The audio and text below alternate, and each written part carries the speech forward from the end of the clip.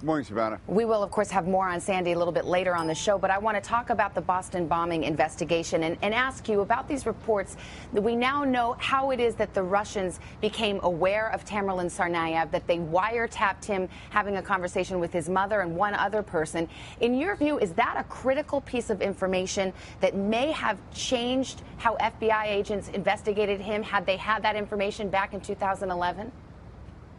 Yes, Savannah, there's no doubt that if the Russians had given the FBI the information they had regarding the mother and the son and their views on the mother's radicalization and the son's radicalization, it would have dramatically changed the investigation. It would have caused the FBI to go further and to, again, get to the bottom of this a lot more quickly and possibly headed this entire disaster off, yes. Are you satisfied with the help that the Russians are providing now in the investigation?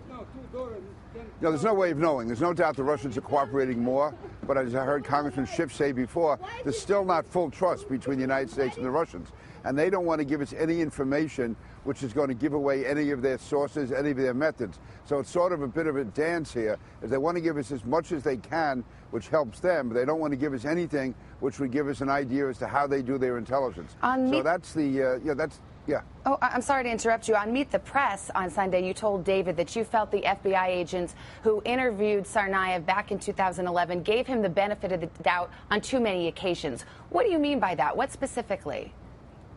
Yeah, I can't tell you specifically. I'm just saying there were two other instances that I thought if the FBI had looked further and if they had realized that, how often do you find someone having three separate coincidences regarding possible terrorist activity? And I thought they were too quick to close that out.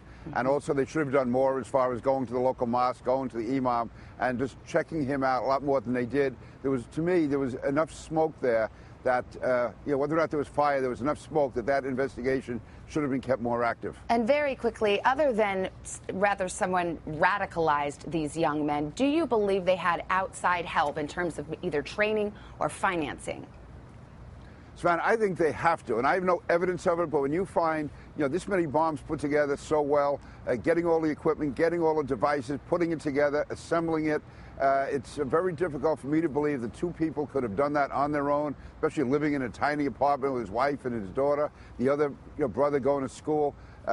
Just too much was perfectly synchronized here for this just to be two guys doing it on their own. So I believe that there had to be some sort of facilitation, at least, possibly co-conspirators, but certainly other people involved. I mean, again, no guarantees, but if I had to bet right now, I would say yes, that one way or the other, we are going to find that other people were involved. All right, Congressman Peter King.